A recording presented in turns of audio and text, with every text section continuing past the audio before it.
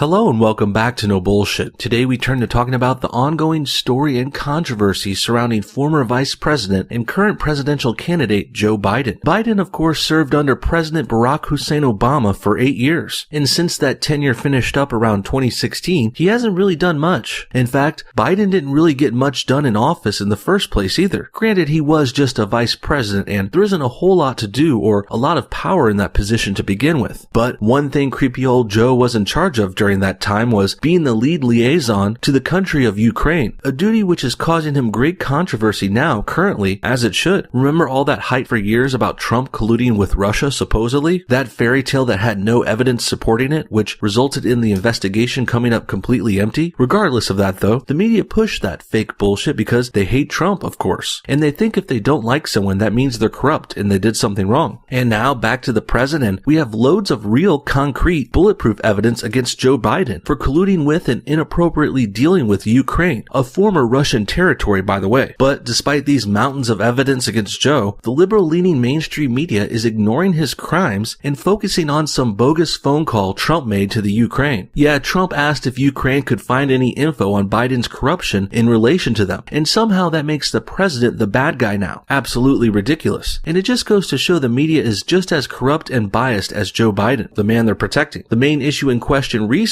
regarding Biden is the fact that his son received a very cushy job from Ukraine-related powers, despite Joe's son having zero experience in the field they hired him in. And also, to make matters even worse, Hunter Biden had just recently been kicked out of the Navy for getting caught doing copious amounts of drugs. But alas, regardless of his inexperience and shady record, Joe's son got a premium gig for a Ukrainian company which was paying him around $50,000 per month. Yikes, that's pretty big change. And this all sounds pretty damn suspect already. And we all know if this wasn't a Democratic family like Joe's, the media would be tearing this situation apart. If Trump's kids were hired by a foreign power he had been charged with meeting as a vice president, and they also got high-paying jobs with no experience too, obviously the left would eat them alive immediately. But instead, Joe Biden gets a free pass. And also, the media is flipping the script and going after Trump, who made a phone call to ask about Joe's shady dealings, which of course the president has every right to do. And frankly, he should be doing that. Presidents are official government representatives who deal with other world leaders all the time, so making a phone call to them is perfectly okay. The only way that even appears remotely sketchy for Trump was when the crooked Democrats tried to pretend the president used foreign aid to Ukraine as leverage to get the investigation into Biden started. This claim came from proven liars and Trump derangement syndrome sufferers like Adam Schiff, the representative from California, who made these claims before the actual phone call and its transcript were even released. And much like how Schiff made false claims about having proof there was Russia collusion before, and he even claimed he had evidence of some sort of smoking gun that would totally nail the president, well, that never materialized. And so too was Schiff lying about this call to the Ukraine, which he also claimed had incriminating evidence against Trump. This became apparent when Trump's camp released the transcripts, revealing there was no quid pro quo, meaning there was no threat to take away aid from Ukraine if they didn't do what the president said here. In fact, since then, the Ukrainian leader himself even came out and said he felt no pressure at all. And in fact, the phone call was as standard a conversation between world leaders as it seemed. This didn't stop the left-wingers from claiming it was wrong and illegal though. And if you think about it and put it all together, the left is basically telling a man he was pressured into doing something despite the transcript and the man himself saying otherwise. I guess they think if they lie and make shit up enough, they can will things into existence. Fortunately, there are still plenty of smart people around and some intelligent people in power who can see through all this bullshit. And to make matters even worse for Joe, and to make the left-wingers and the mainstream media who supports them look like hypocrites here once again, videos also surfaced with Joe bragging about doing the same thing they just tried to impeach Trump for. Oh yeah, almost forgot. Impeachment inquiries, as they call them, were even brought up against Trump here because some Democrats were actually low IQ enough to think this whole Ukrainian phone call could get the president kicked out of office, when really this whole story and situation is actually going to keep Joe Biden from getting into office in the first place. But back to the bragging thing Joe did though. Here's a clip of Biden in 2018 when he bragged at a meeting about withholding aid to Ukraine in order to force them to fire a prosecutor he didn't like, who also happened to be investigating his own son. Not kidding, this really happened. Check out this clip. And I had gotten a commitment from Poroshenko and from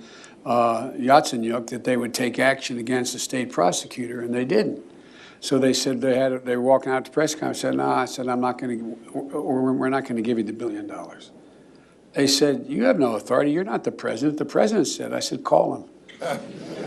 Here it seems like Biden thought this was a cute thing to do and a good story that made him look funny. Withhold $1 billion in aid from Ukraine unless they fire the prosecutor he doesn't like and who's looking into his son. And this is also, of course, a move they are currently bashing Trump for and trying to get him impeached for, even though he didn't try and withhold anything at all. The president just asked if they would look into Biden's corruption, plain and simple. And the more we find out about this each day, it's pretty obvious Trump and others should be asking about this. Biden is running for president of the United States after all, so if he did shady shit back then, and he did, well, if there's even more to find out here, the American people deserve to know. In addition, as I mentioned earlier, over time, we realized why Biden leveraged foreign aid in order to get this guy fired. It was because the prosecutor was investigating Biden's son and their connections to the Ukraine. So that makes Biden using his authority as the vice president, a significant political player in America, well, he used that influence to protect his son and family from getting investigated for foreign corruption. And now the liberals want to impeach Trump for looking into this easily provable bullshit? What a goddamn joke. You really can't make this kind of hypocrisy up either. If I tried to fabricate something this ludicrous, you probably wouldn't even believe me. And that's why they say, sometimes, the truth is stranger than fiction. Next, the left continued trying to muddy the waters here, moving forward with their bogus, meaningless impeachment inquiries against Trump. Most in the know realized this was just a smokescreen trying to cover for Joe Biden, whose political future is completely fallen apart now. Remember too, Biden is probably the left's best chance of beating Trump next year in the election, so this vehement defense of him and the press's overtly hypocritical ways actually makes sense here. They're so very desperate now because they're trying their best not to lose their only viable candidate, and possibly the only one electable in the Democratic Party. This leads to another reason for the impeachment push too, because if you think about it at all, the liberals must really know they're going to lose the 2020 election, especially without Biden being credible anymore. I mean, if they thought they could win at the polls next year, they wouldn't need to try and desperately make this shit up to get Trump impeached now. It would be far easier to just wait 1 year and win the next election, but as we can all see pretty clearly, they know they're going to lose, especially after this Biden fiasco, so that's why they're trying to impeach, because they can't get into office fairly. Moving forward, Joe tried his best to deny the Ukraine issues, because of course he did. He even denied knowing and discussing his son's business dealings, even though it was already painstakingly obvious he was heavily involved. Further proof did emerge, though, in the form of a photograph with Joe, his son, and a significant player in his Ukraine career. Here you can see the Biden family and their Ukrainian cronies playing golf, and this picture has been hilariously superimposed onto a now famous image from the Nickelback band. Their song called Photograph had this scene in its music video, where the singer holds a picture of his girlfriend or some shit. Regardless, memesters have been using this clip from Nickelback to put other funnier images onto it for comedic effect for years, and more recently, President Trump even posted a video on his Twitter with this Nickelback song and scene having the Biden picture added onto it. This extremely funny, timely, and relevant joke naturally spread like wildfire online, even getting so big, liberals in the media moved to shut that post down. They eventually succeeded too, copyright claiming and flagging down the president's post, removing it from the Twitter page, but not from the internet, of course. The Barbra Streisand effect quickly kicked in, and the Biden photograph joke spread even further and faster than before, despite the left desperately trying to hide it because it was just too hilarious and too revealing of their side's corruption. Since then, things have been going downhill for the Democrats real fast too. Not only is their top presidential candidate going down in flames, but also the other frontrunner for the Dems, Bernie Sanders, just suffered a heart attack-like incident that resulted in a very dangerous and life-threatening surgery which he barely survived from. And with Bernie already pushing 80 years old, surviving this medical issue might bode well for his life and family, but it's not going to help his political future at all. And back to Biden, who, since the Ukraine scandal broke and the photograph meme slammed him immensely, Biden's stress and desperation is really starting to show in the public. Here's a clip of Joe losing it on a reporter for asking a perfectly reasonable question about his recent round of scandals. Take a look at this one. How is your role as vice president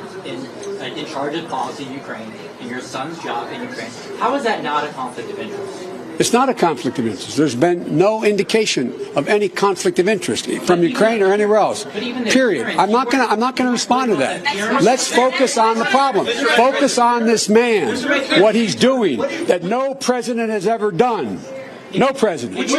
Yeah, let's focus on the president whose only so-called crime here was talking to another world leader. Give me a frickin' break, Joe. Your pathetic attempt at redirecting this scandal at Trump is completely laughable. This is like blaming the cop for investigating you when you're the one who got caught committing a crime. Biden is sounding pretty angry here too. Let's keep in mind, Biden's known to be the cool, calm, hip, and collected guy in politics who never raises his voice. So while this video might seem like a more mild, angry response overall, it's actually very heated in terms of quid pro quo Joe. Also, this journalist asking questions isn't even being forward, rude, or out of line at all. He's asking a perfectly reasonable question given all the information we now know. Really, Biden knows he's screwed here, so he has literally nothing else to say in response. He can't even defend himself if he tried to, so he has to turn it around on Trump, who really did nothing wrong. In the end, I would say it's safe to say that Biden's political career is donezo. Anyone with an ounce of integrity can see moving forward with him as a Democratic presidential candidate would be suicide. And in case you're still doubting the amount of corruption going on with Joe and his family here, just think about these obscene coincidences, or so-called coincidences, and how they can't possibly be just random or unrelated. First, Biden became President Obama's man in dealing with Ukraine. And then, miraculously, Biden's son gets a $50,000 a month job with a Ukrainian firm for doing nothing. Then, secondly, Biden became Obama's man in China too, and this resulted in Joe's son getting $1.5 billion to invest from China as well. Yeah, that's a whole other story I didn't even have time to get into, but it's one that's also developing now too. And then thirdly, when Biden announced his run for president on April 19th, his son then resigned from that job on the very same day, obviously realizing the conflicts of interest here and the shady way this all would look publicly. Finally, let's end things with a simple question that I hinted at before. If Joe Biden wasn't vice president, does Hunter Biden get that $50,000 a month gig with a Ukrainian gas firm for which he had no qualifications for, and despite just being kicked out of the Navy for drug use? Also, would China think about giving their family a $1.5 billion investment? I mean, come on, that's a bit of a stretch. And it's pretty obvious Biden being vice president at least influenced these companies into propping up his son and family in the long run. Or worse, and very likely, it was entirely corrupt, planned out, and a very shady, very illegal pay-for-play situation here. What do you guys think? Is Joe Biden toast? Who will rise up to lead the Democrats after this? I don't think Elizabeth Warren has a chance at winning, but she may have to be their next best shot. That, or there are some pretty substantial rumors that Hillary Clinton might put her hat back in the ring here. Wouldn't that be hilarious? We could possibly see Trump beat Hillary twice in our lifetimes, and then we could see all the Democrats cry again after they lose the election and have a huge embarrassing failure once again. Comment your thoughts on everything below, and thanks for watching No Bullshit. Hit that like button if you enjoyed this video, and we'll see y'all next time.